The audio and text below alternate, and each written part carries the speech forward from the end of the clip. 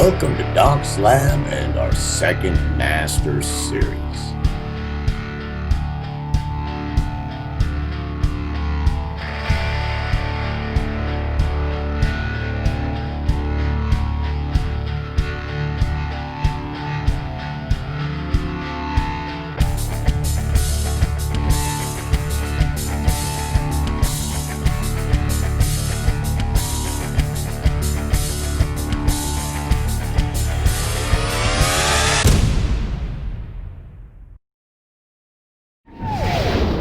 Welcome to Friday night's video and our second Master Series.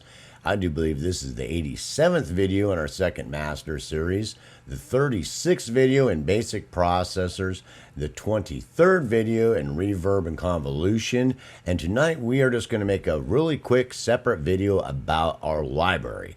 So basically in the last video we talked quite a bit about other types of reverberation. And we didn't get into it too in depth. We just basically wanted to, talk about what that means and that basically of what the future of that means and what it means to you at present and how usable they are or how much you use them is basically up to you. And it's a research you kind of have to do on your own.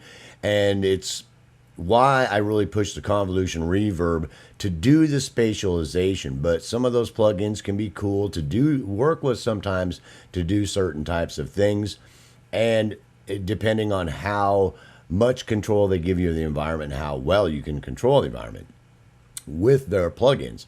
Now, what we want to talk about really quick here is we've talked quite a bit about libraries. Now, as I've went through this second Master Series on Reverb and Convolution, I've redone my library a little bit. So we're going to talk about that so that hopefully that you can take this and run and get yourself a library created to get done what you need to. The first thing that I want to talk about is other types of impulse responses. So in my library, I've got a pretty simple collection of impulse responses. I've got things like some simple Apple responses, because Apple responses, responses from like Sibelius and things like that.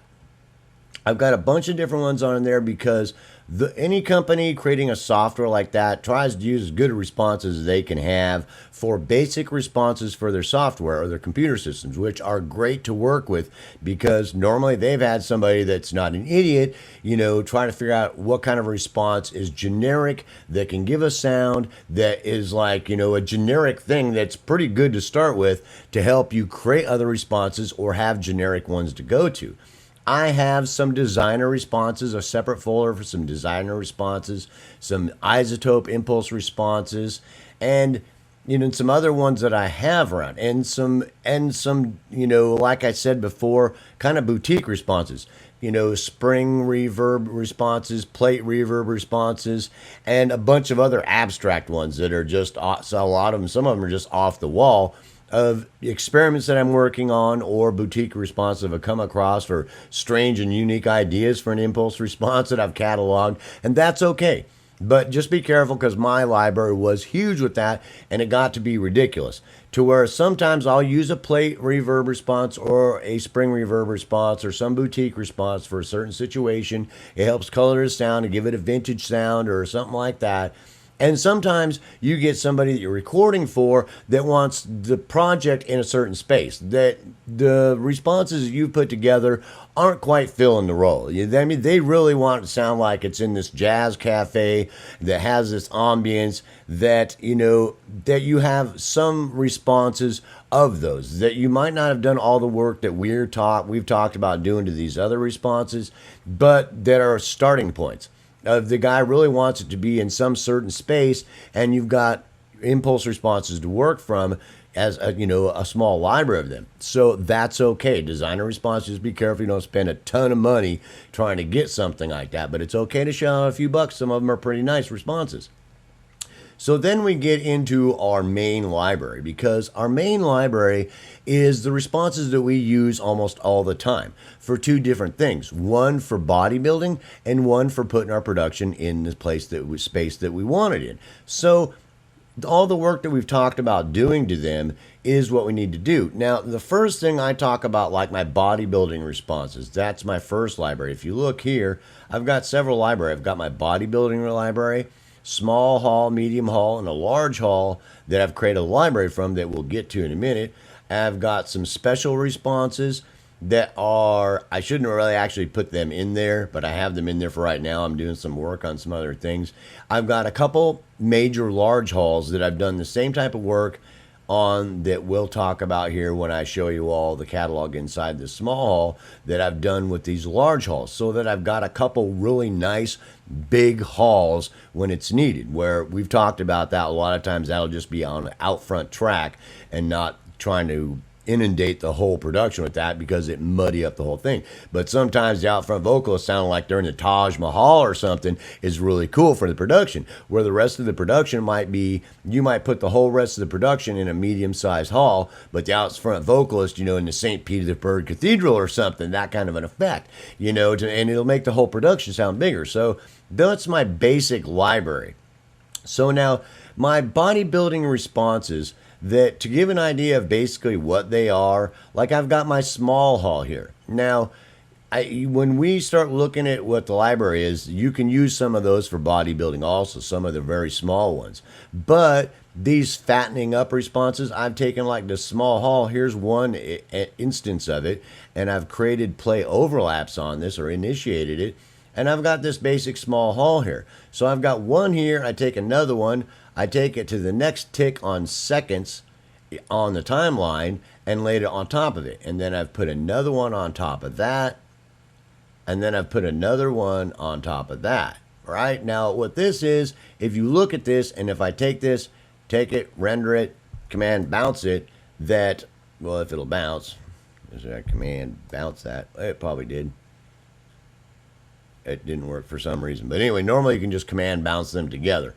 I don't know what I have. For some reason it's not. But you've got these on top of each other, and you see you get this really super thick response that you can cut down to a very short amount of time. That's really super thick. That's a bodybuilding type of response. And I've done that with my large hall, my medium hall, and my small hall, all the work that we've done here in a few different sizes.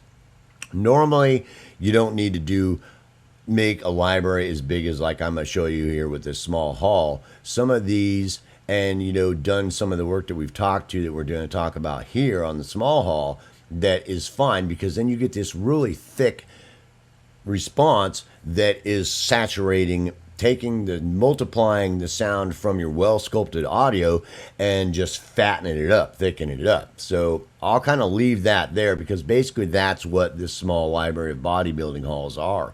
Does that make? Sometimes you don't need them. You do or you become, the better audio engineering you get, the better job you do at sound sculpting, equalization, and the less troublesome it is trying to fatten things up, because a good audio engineer did a good job on your capture, get to do a good job on all your processing, and it might not need that. But sometimes it does. You get a weak, skinny, vocal or something, you just want to fatten up, and sometimes it can add a kind of a cool effect. So that's basically what I normally use that library for, to that bodybuilding library. So I got a few instances of these small halls, medium, and large hall that are just short, fat, and thick, that that I've cut down to to the milliseconds, like we talk about in here. They'll be cut down to, and this is large and small. So there's small ones, 50, 40, 30, and 20 milliseconds inside of each one of these, that are very quick instances that you don't want to actually cause reverberation. You want them to just thicken them up. Just like we talked about before, that's something pre-spatialization of putting the tracks or in the production in the space you want them in. So basically it's that simple. We've talked enough about that on this series so far that that's pretty easy to relate. So the next thing we want to talk about, my small hall. Now I've got this small hall. I got the small hall, medium hall, large hall, St. Petersburg Cathedral, and Taj Mahal, to have two really nice big halls to choose from. And I've done this work on each one of them.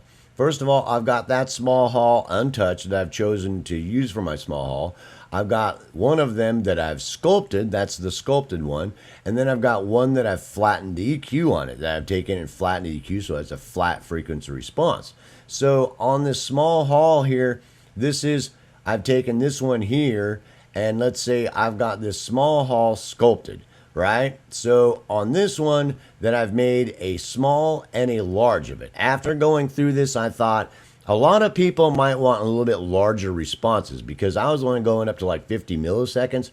So I decided to make some bigger ones because I don't use them a whole lot because I try to keep things clean, but you might not want to.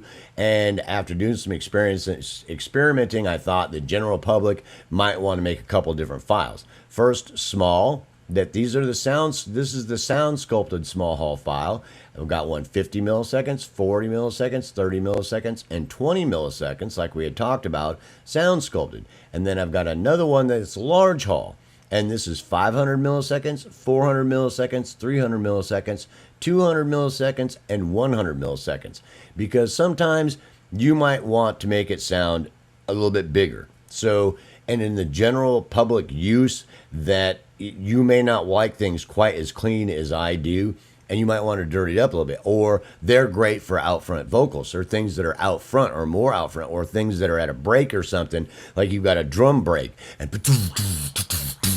you know, and you want to fatten that up, make it sound like a bigger space, and so you throw up 400 milliseconds, throw that on there, and start bringing that into it, and say it's going to make it sound like it's a bigger spot, and then you might back off on it for the, you know, when it goes back into the verse or the chorus or whatever. Or just sitting things on top. And sometimes you might want to just go to 100 milliseconds and try to throw it on each one of them very lightly. That's got a little bit different sound than going to a really small one that it can change the sound a little bit. So some experimentation on your part and really acute listening and paying attention to what the difference in the sound is going to have to something you're going to have to experiment with in your DAW on your types of productions. So that's pretty simple. So basically what I have is I've got this sound sculpted hull, and I've done that, made these two folders of it. And now I've taken this sound sculpted hull and I've flattened the EQ on it, and I've made another folder that has these two folders inside of it, just like I just showed you, with a flat frequency response. So this whole folder here has got quite a few responses for you to work on. And we've talked about the importance of each type of them, and that's a lot of impulse responses itself. So when you talk about people, they got huge libraries of impulse responses and stuff. The basic idea, you're trying to body build, and you're trying to put things in a space, a smaller space, a medium-sized place, a pretty large place, or a big place, right? And with that library happening, with a small hull, a medium hull, doing the same thing in the medium hull here, the large hull, the Taj Mahal, and the St. Petersburg Cathedral, having a couple big ones there, that you've got, that's a pretty big size library. It's going to take quite a bit of work on your part to get that put together so that you have that library, but that's a lot to work with.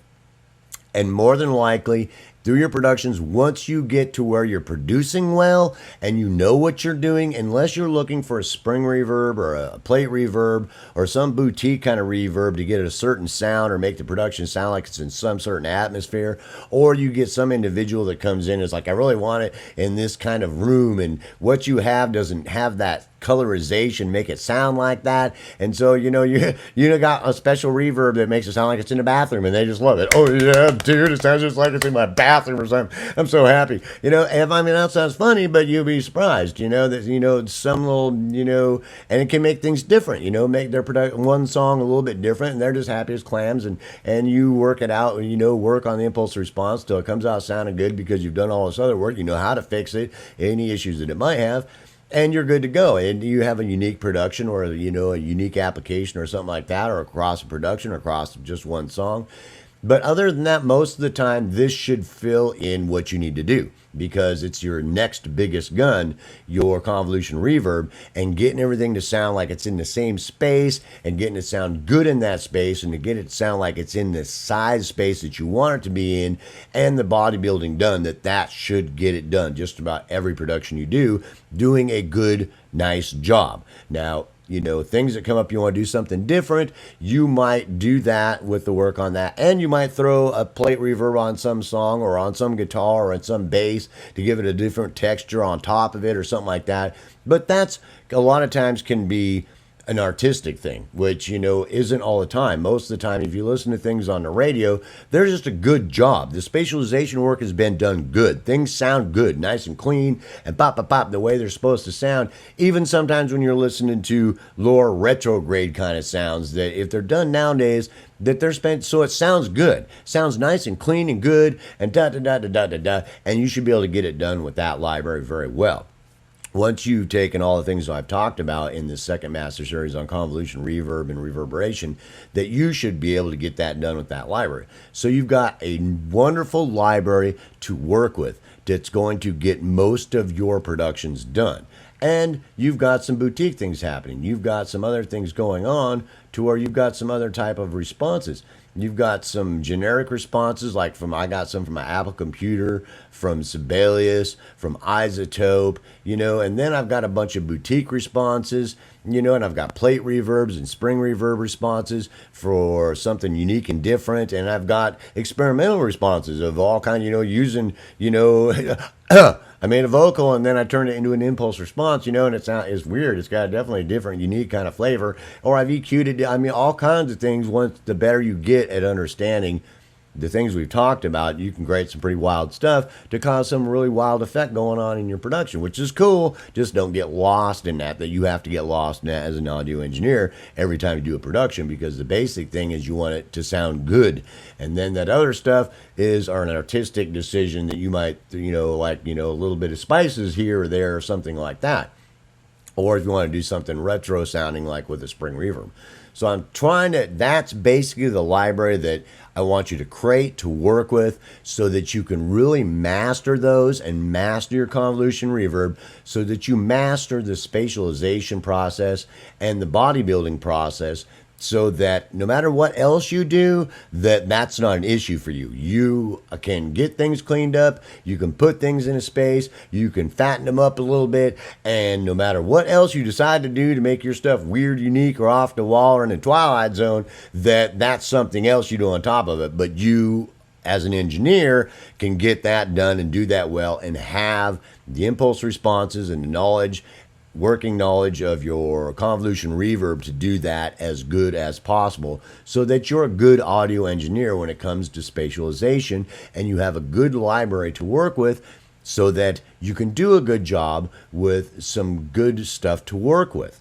So I kind of want to leave that just about like that, because that should basically get you a library that you can function with. And as you experiment with it, and as you use it in your production, and as you get better and better as an audio engineer, you will most assuredly tweak things we've talked about to fit your production a little bit better. Or hopefully you'll improve on what I'm trying to tell you, that, you know, we're always trying to make things better. So you make things better, or create some impulse responses and give me a call and say, man, I did this really cool thing, or I improved upon what you're trying to tell me, and this is so cool. And I'll be like, yeah, dude, all right.